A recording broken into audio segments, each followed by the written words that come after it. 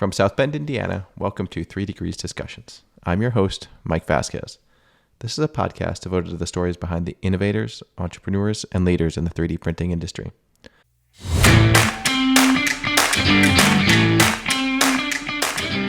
I think this is the first time I've ever been interviewed about myself. Yeah, I mean, it took me a while to realize that most of this whole business, it was advertising for other people. That was Michael Molitch-Hou. Michael is the content strategy and marketing manager for global advanced manufacturing programs at ASTM International, where he leads communications for the Additive Manufacturing Center of Excellence. And with over a decade of 3D printing, he drives strategic messaging, global outreach, and thought leadership to elevate ASTM's role in advancing and standardizing additive manufacturing across the industry, government, and academia. Before we get started, head over to www.3degreescompany.com and subscribe to the podcast. Remember, you can listen to the show everywhere you download your podcast, including Spotify, Apple, Amazon, or Stitcher. Also, if you or your company are looking for materials, qualification, or general additive manufacturing support, reach out to the team through our website or via email at info@3degreescompany.com. All right, Michael, thank you so much for joining the show. I'm excited for the conversation today.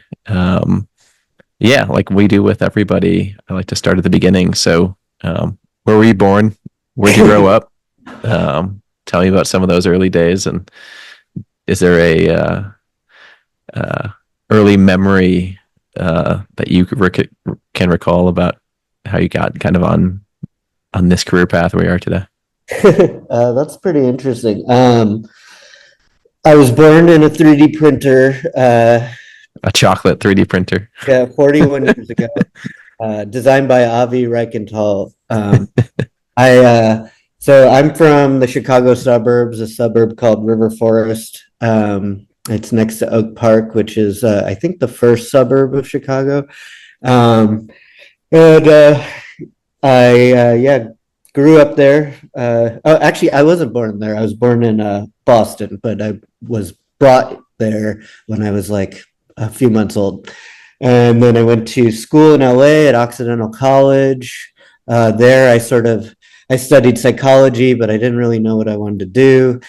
And for some reason, people were implanting the idea of like me going into marketing back then. And I was like, marketing is evil. I am not going to do that. And then it turns out today, starting 2 or 3 weeks ago, I'm a marketing person. But I think I've been a writer since I was a little kid, probably. Here's a salient memory. My parents got me this like little gizmo. I can't remember what it was called. It wasn't like a BlackBerry because those didn't exist yet, but it was like 7 or 8 or 9, and we had a tornado warning, and so we all ran down to the basement, turned on the TV to give us updates, and I had this little gizmo that just let me type files. And I remember writing a story on this little thing with like an LCD screen that about cheetahs and me, and taking on bullies at school and saving people. And so I think I've wanted to be a writer since I was a little kid, and I guess I sort of became one when I started writing about 3D printing. So when was the first time you heard about 3D printing? Like, was it intentional? Like, did you like, hey, like I saw this, like I want to write about it? Like, where did you kind of get that spark? I have a pretty solid story for that. When I was applying to grad school for writing, I went to Otis College and did the tour. And Otis does a lot of stuff. It's in LA. It does graphic design and industrial design. And in the middle of the industrial design workshop was a 3D printer, and I'd never heard of it. I don't even remember what it looked like. It was like in an enclosure that nobody was able to access, like in a big cylinder for some reason. I think it was like a display case. And so they explained what a 3D printer was, and I was blown away that you could replicate things like that. And I was always sort of into the idea of replication and simulacrum and Philip K. Dick type concepts of, what's real and what's not. And so that's when I learned what one was. But then it wasn't until I graduated from Cal Arts and was looking for a writing job that my wife was like, "Hey, well, you like 3D printers, you should try to write about that." And I was like, "What are you talking about?" And so I looked around, looked for like 3D printing blogs at the time, and And what year is this, Ren? 2012. Okay. Um, so yeah, I guess I didn't give solid years there, but yeah, so I found 3dprinter.net and published a short story about, a salesperson selling 3D printers door to door. Um, and then I found 3dprintingindustry.com, and it turned out it was actually like, trying to become a thing, whereas 3dprinter.net was not quite, it didn't know what it was yet, I don't think, or I don't know. But yeah, so then I submitted an article to 3D Printing Industry, and the editor at the time, Rachel Park, uh, was probably just looking for whoever to write for them. And I just happened to be an okay Don't sell yourself short now. well, yeah, I don't know. She worked for TCT before that, and so there was like a bunch of established people, and I was just some random nobody. And then she turned me into a 3D printing writer. Okay. And what was the like concept of the website? Like, was it really just news at the time? I mean, like it still exists, right? And there's a couple, but like at the time, right? Like there's this explosion of like, there's the desktop printers, all these patents are expiring. Like, was it news focused? Like there were some new companies and a bunch of new companies forming. Like what were you doing? Like, what was your day to day like Well, on that?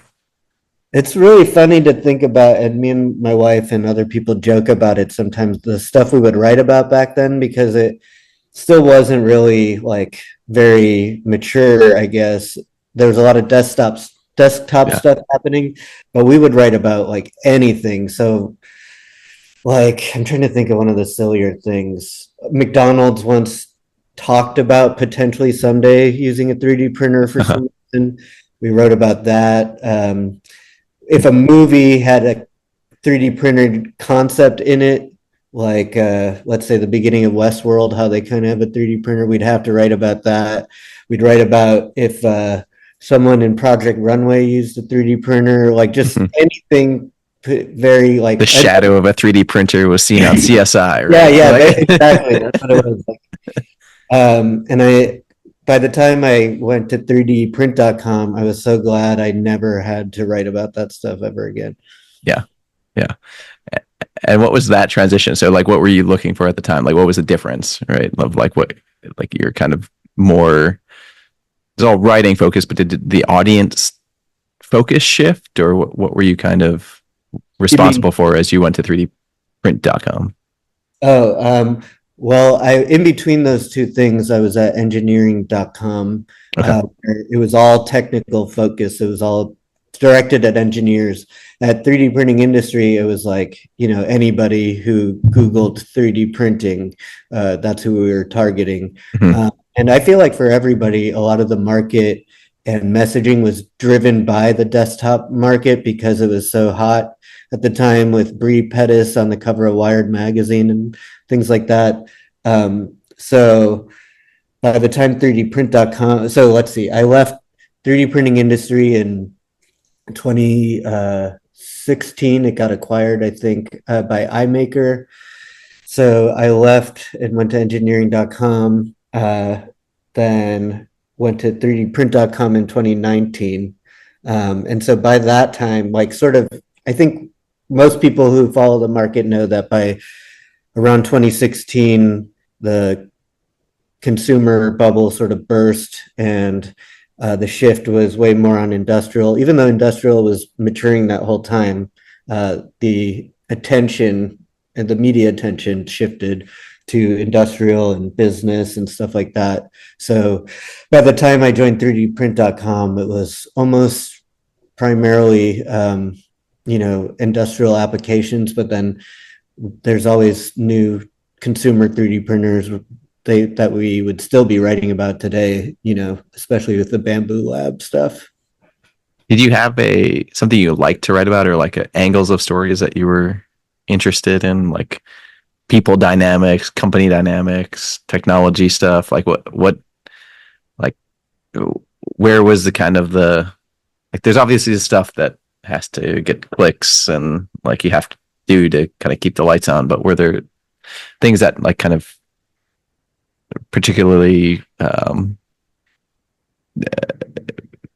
had like a lot of interest on just your personal end?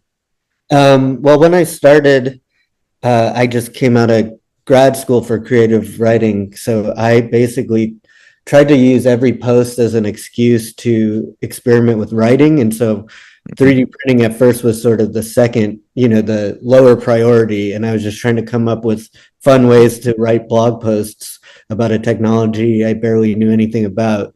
And then, what do you mean by what do you mean like fun ways? Like I'm an engineer, right? And like writing for me is tough. oh, really? Is not like, well, I do it. It's not a labor of love, right? It's more of like distinct to the point and often challenging on my end.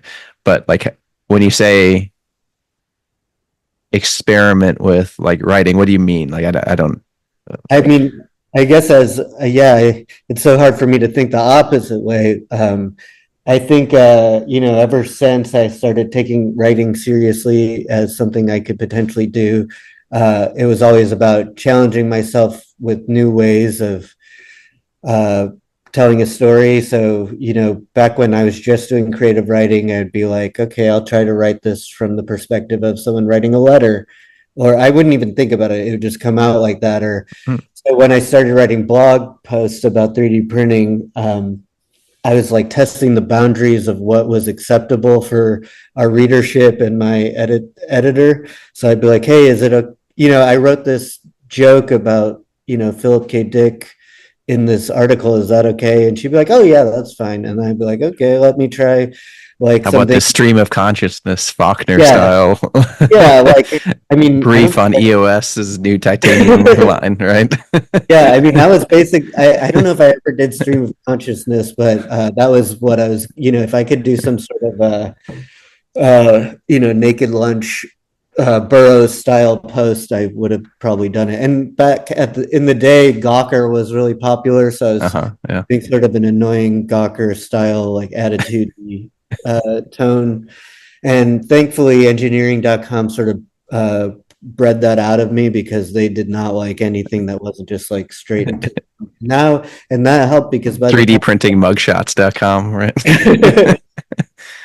Yeah. And so I guess maybe more to answer your question, by the time I was actually taking this seriously as a potential career path, writing about 3D printing, at first I gravitated toward all the like really exciting technologies that were really sci-fi, like electronics and bioprinting and space printing and house printing. And then what started to catch me up more was the drama of everything. I wrote a story for a guy in Australia. His name is Jason Simpson. I don't know if anybody knows him, but he built this really large format printer. It was like before Big Rep and all those companies. And he was a machine tool. He was like a machinist and had all sorts of metalworking tools in his shop. And so he made this really sturdy, robust printer.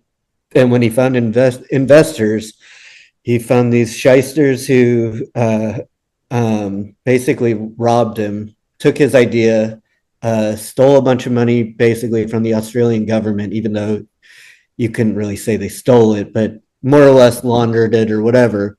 And I wrote an article about that, and that felt to me like a real piece of journalism. And I felt like I was helping this guy, and I learned about a lot of different stuff like pump and dump schemes. And so I got into the drama of things. And so I started to see the industry in terms of like competitors and what companies were messing with what other companies and who was a criminal, even though I probably wouldn't be able to say that explicitly. And that got me caught up. And then by the time I was at 3dprint.com, I think a lot more of it became about market dynamics and Uh-huh. the macroeconomics and geopolitics angle of it. Yeah. And how much of the writing you were doing was kind of commentary on, like, there's kind of the news part, like this is what's happening, here's commentary or kind of my opinion on it, versus like interviews or like talking to folks on it? Did you kind of have a balance of that, or were you always like constantly like, hey, I got to call up so and so at this company and get the real scoop? Like, what was kind of when you go to write a story on a particular piece of news or a particular company, what was your process to do that? I guess, yeah, I don't know why I keep telling it in sort of a timeline, but I guess there seemed to be an evolution, because at first it was just flip a press release that Rachel sent me and turn it into a blog post or something like that. Mm-hmm. It wasn't until things started getting more complicated that like it became necessary to contact people. So like, MakerBot getting sued or whatever because their extruder broke and stuff like that, where people would start reaching out to me with leads and tips, or I think early on something I did a lot of was like try to look through people's whatever like public records there were.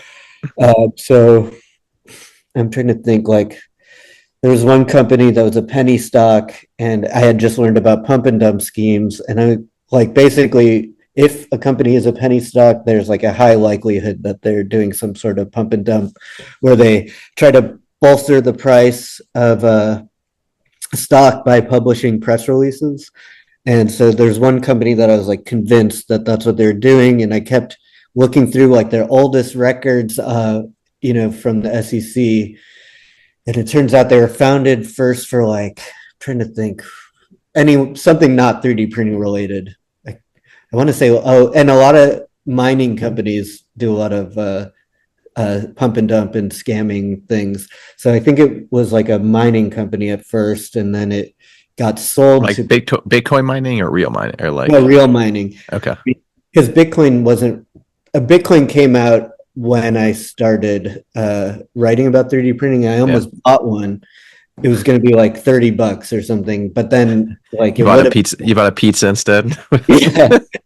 I was like, I don't even know what this thing is. Why would I buy this? And Yeah. then I should So I have. remember, like, were you at some of those early, like, inside 3D printing shows where, like, right next door was, like, the Bitcoin stuff? And, like, you think back, right? It was like, oh, man, if I would have gone into the other room, like, I would have been much better off.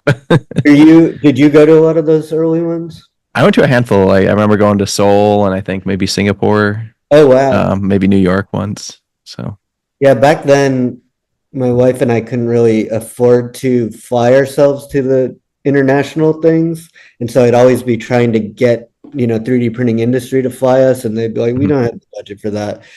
And now we could probably afford to, but now we have 3 kids, and so we never want to leave the house or do anything. Right.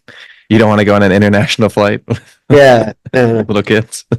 But I guess now that I'm with ASTM International's AM Center of Excellence, I'm going to have to go to Form Next. I've never been to Form Next. Okay. It will be my Awesome. first one, and we might bring the whole family. But Nice. if anybody has childcare for us in Germany, we'd really appreciate it. Yeah. Awesome. And so kind of back to that thread on kind of finding kind of the stories. I mean, the industry as it's evolved, certainly over the last, in my opinion, like 3-4 years, right? Like you've got like a limited amount of like really industry specific news sources, right? Like everyone's kind of got their own little niche, whether it's 3dprint.com or Metal AM or kind of the 2 or 3 others. But like it's kind of neat how like I would probably read 2 or 3 of your articles a week, or like see them in LinkedIn and see posts and stuff like that, and how like the industry has really kind of, I mean, from 2012 or 2010, like it's got kind of a personality around the media part of it, right? Like there are people who cover the inner workings, and you kind of know who the go-to people are for, like, okay, this this guy's going to give me like trusted, no BS, or like this is just a press release rehash. I'm not going to pay attention to it. So it was, I always found your stuff very honest Oh, or kind wow. of like true, like, okay, he's not trying to like BS like this. It was like a good opinion on things. So as you were like, did you feel like you had a personality or like have a writing style or personality? Like would people kind of come up and like kind of talk to you about some of this stuff and like kind of get you to like, hey, you want to write a story? Like not necessarily like it was more following out that pump and up stuff. Like, did you ever feel like people were trying to get you to shine lights on stuff in a certain way that like, oh, like I kind of see what you're doing, but like you really want me to write this story over here about how you're gonna solve cancer and all this stuff, but really your stuff is over here. And like, was there ever that kind of tension? Yeah, all the time. I mean, it's I don't know, it's weird. I feel weird even talking about myself or any of this stuff, just because I think this is the first time I've ever been interviewed about myself. Um, so yeah, I mean it took me a while to realize that most of this whole business it was advertising for other people. That's why I felt comfortable becoming the marketing person at ASTM, because I realized, oh wait, I've been marketing for people for 13 years, just Mm-hmm. writing the stories. And yeah, in the beginning, I didn't know what I was doing, so I would just say whatever I wanted about anything. And Rachel was okay with that, and she encouraged it. And so I was like, oh, okay, I could just be honest, I guess. I remember like it's so weird to talk. Maybe I shouldn't bring it up. Um, there was a story about a certain presidential candidate, and an artist had made a device, a sexual device of that candidate. And I wrote some like very candid, silly Gawker type article about it. And I was like, what's the problem with that? I mean, it's a silly candidate who could never possibly become president. Um, why does anybody care about this? And I got so much hate mail for it. And I was like, why are you guys, who are you people? And then it turns out that that was a legitimate thing. But anyway, yeah, so I had just been doing PR for everybody. And I realized like, eventually I had to start like being a little more professional about my relationships, where you don't want to ruin relationships with the biggest 3D printer companies, but at the same time you do want to inform people and be honest. And so part of that became like, okay, so if I'm going to write something about a bunch of layoffs at XYZ company, then I have to actually reach out to their marketing person and tell them I'm going to write about it so that they can give me a comment. And it becomes a lot more, nuanced and professional. And I think, yeah. But yeah, people would always try to get me to tell the story in their way. And I found like sometimes if they come up to me and ask me to tell the story, I try not to put too much criticism into it. But if I'm writing it from my own, like I found an impetus to write about it, then I would be more on, like if I'm doing an interview with somebody and they say, hey, can you interview us about this thing? And I like the idea, then I won't necessarily say something critical. I mean, maybe a little bit, but not like, rude. But then if I'm just writing about it, then I feel a little more okay saying things Yeah. that like. Nice. Sorry, that was a long-winded answer. And so you've mentioned a couple times, so you've been writing for a long time. You've been kind of informally / formally doing marketing PR for other companies. Tell me about the transition to ASTM and kind of for those who don't know much about ASTM, what is it that the focus is that you're doing and kind of more broadly the mission? Yeah, thanks. So I just joined the company, or it's actually a nonprofit. A few weeks ago, it was sort of a whirlwind hiring process where I just saw the ad thanks to a friend of mine who's at ASTM now, sent me the thing. And I was like, just toyed with the idea. I was like, I don't even know if I'm a marketing person, but then did the interview. So ASTM International is, I think, the world's largest standards organization. But as I did the interview, I learned like ASTM's Additive Manufacturing Center of Excellence, which is where I work, is like a super impressive group. And I didn't even realize just how new it was. So it was established in 2016. Um, and by Mohsen Sefi. I hope I'm pronouncing his last name right. And he like sort of single-handedly built up this organization that's become way more than just standards. And I didn't realize this until he was talking to me. And he like has built it up. So they acquired Wohlers Associates, which is a big deal. So they became way more than just, facilitating groups to talk about how to standardize stuff. They started sort of expanding to be like pre-standard and post-standard and everything around it. So on the pre-side, they have like consulting and the Wohlers Associates report, where they use that to inform, the development of products and markets and all those things. Then there's the standards portion, which they sort of facilitate the convening of people developing standards. And then on the outside, then once those standards are developed, there's integrating it into the market and training people how to use technologies, training people how to be safe while they're using it. So there's like a powder bed fusion workshop. You can get a certificate in that. They do that with EOS and I think some other companies. They have like, training, safety, all sorts of stuff. And then they also have the ICAM conference in October, which is becoming increasingly large. And it's filled with all these experts. So another rambling answer. I should have made this more concise.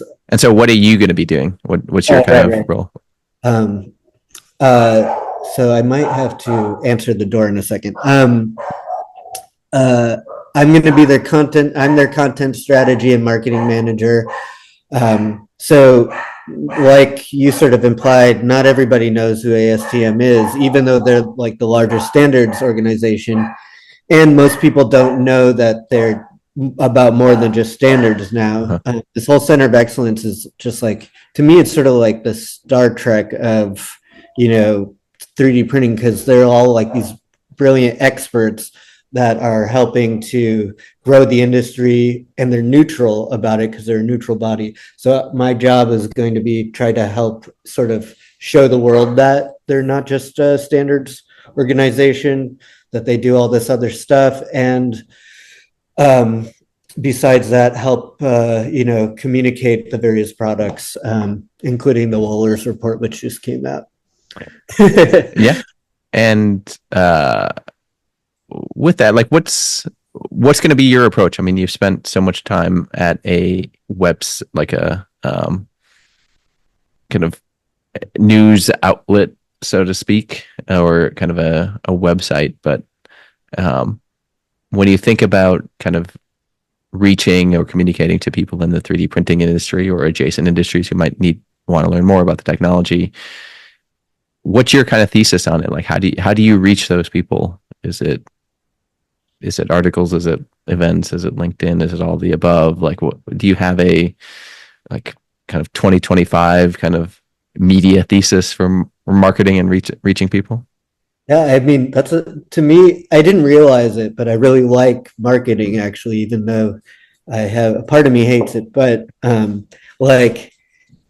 feel like the fact that I think that's a great question makes me think, oh, I must like marketing. And that's because the landscape has changed a lot. And I think that the marketing strategy needs to evolve with it. And so I guess, at least from my perspective, this might be sort of advice for anybody who plans on marketing, if I know what I'm talking about. And that is that, so not only are we sort of in this industrialization phase of the industry, but and like a adoption phase for large companies, but the geopolitical and macroeconomic situation has changed so dramatically in ways that I think people have some understanding of, but I don't know if they fully grasp just how big this change is and continuing to be. So like, whereas we used to just, publish our blogs, now I think one major thing is that people have finally realized that we shouldn't just be advertising to each other. So, Rapid and TCT or Formnext or whatever, I think companies are starting to think about those events less and more about events for specific verticals. So aerospace, like Paris Air Show or whatever. So one of my strategies will be to try to market outside of our current, ecosystem and try to get into some more mainstream outlets, because I think now that technology's matured enough where it's more about communicating the benefits to everybody else. And then from the geopolitical macroeconomic perspective, it's like now is the time that governments and militaries around the world are adopting it for specific reasons that weren't necessarily clear in the past to OEMs and the like. So a lot of it now is about 3D printing in order to get parts faster, even if they're more expensive, closer to the point of use. So all that Ukraine stuff where people are 3D printing drones on the front lines, like that, I think it's now one of the main drivers of the technology, along with reshoring. And I think the reshoring is probably more of the subtext for the military stuff. The military stuff is leading it because it's a demand right now, but it's all about figuring out how to make it work, quickly and on the front lines. And I think this reshoring story is not going to go away anytime soon. And so I think we have to think about that as we're advertising, and that's sort of what I'm going to do at ASTM. And who or how do you get those new people, right? I mean, sitting at a Paris Air Show with a booth or something like that is one thing where you're kind of casting a new net, but is it continue to do stories? Is it continue to do writing, reach out, building a kind of a content brand in one way or the other? I'd be curious of kind of where you see kind of opportunities, even, I mean, put yourselves in the, some of the businesses out there right now, right? Whether it's a small business, large OEM or manufacturer, right? Like there's a ton of uncertainty with tariffs, government funding not coming through, universities having some of the same struggles, right? So like, there's been a whole host of changes in the last 3-4 months with not just global events, but also the direct impact on the industry. But as companies try to navigate that, what's your advice from how do they continue to tell their story or reach new customers or kind of evolve with that? What have you seen worked in the past? I mean, I feel like it's similar to what I said just now, is basically, communicating to a broader audience. So you have to use the platforms that those audiences use. So rather than focus on these AM trade shows, looking into what do general manufacturers and business leaders use to communicate. So I think they're like, me writing for Forbes.com is one helpful way for me personally, like to talk to people outside of 3D printing. But I think another thing that maybe, I don't know how much like the leaders of the companies are aware of this, but like consortia and like private convening with bodies that are broader than 3D printing. So like, I think sort of what the people are doing with the Additive Manufacturing Coalition with the fly-in to DC is really interesting, because they're going and they're educating Congress people about the technology and stuff. And so I think these sort of what do they used to call them? I can't think of the word, like a convoy or whatever, where you go around and you talk to the important people in various sectors to educate them about the Mhm. technology might be currently a more important way to communicate than trade shows and things like that. So just a couple of last questions. I mean, one, I'd be remiss if I didn't ask, like, what's the impact of AI and some of these large language models on kind of writing, content, marketing in your eyes? Well, I realized like after using ChatGPT when it came out, like I realized, and now I think it seems pretty obvious to everybody that this technology is not going to go anywhere anytime soon. Like when a technology is useful, like 3D printing, it's not going to stop, and it's just going to get bigger and more important. And so I think you basically have to accept it and move on. And so either use it to your advantage or at least be aware of it existing. I think it'll probably make things a lot more efficient. A lot of people are probably going to lose their jobs, but maybe the system will create universal basic incomes for those people or something. I don't know, but it's not going anywhere, and it's probably going to automate a lot of things, and it'll probably make engineers who don't feel comfortable writing able to write a lot better. Like me? Yeah, I know. um, uh, so you mentioned kind of some of the activities you'll be doing and Form Next. I mean, you mentioned the Wohlers report. Anything else, like any other detail or anything else that you want to kind of highlight as we go into the kind of the back half of 2025 or the second half Well, of 2025? So, like I said, when I spoke to Mosin during our interview, like I was already excited about what they're doing enough to join the company. And now that I've been working here for a couple of weeks, I'm pretty blown away by some of the things that they're developing in the pipeline. Uh, I don't think it'll be ready until next year at least. I'm not sure. I have to learn more. But like the Wohlers report is like completely different than it ever has been. And when I first read it like 13 years ago, I was like, this is great. This taught me everything I need to know. And then as I've, grown with the industry, I realized that, it probably didn't have everything. And now this most recent issue, oh, and I'm can tell you that if your readers want, they can get a discount on it with a certain We can put discount. that in the link. We can put that in the link for sure. So Okay. And so this is like the most dense issue ever. It's got like 240 different experts contributed to the content. It's got more graphs and data than ever before. And this is like the reason I bring it up is because like they have way more in the pipeline that I feel like will completely change the industry and change everything because it's a model and a platform that I haven't seen anywhere else in 3D printing and probably not in a lot of other industries as well.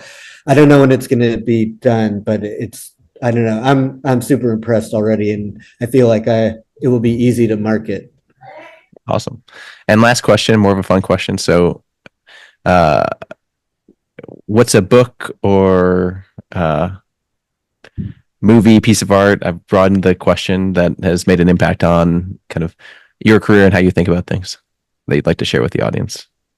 I guess I have no choice but to say Philip K. Dick and his works. My favorite book by him is VALIS, which is an acronym for Vast Active Living Intelligence System. Um, and I mean, he just wrote all about fake things versus real things, how to determine the difference, and that's basically what got me into 3D printing. And he was a terrible writer, and so if he can write really good books, then I feel like anybody could. And so I guess that gave me the confidence to pursue a career because I probably not as creative as him, but I could probably put a couple words together a little better. No, I mean, I don't mean to, I just mean he was very bad at actually stringing sentences and things together. Awesome. Well, thank you so much for joining the episode today. We'll put all the contact info and discount stuff in the info of the podcast, and look forward to seeing you at future events and ICAM and Form Next or wherever you will be next. Thanks, and thanks so much for inviting me. It was fun to try to talk about myself. I really appreciate it. When do you think the podcast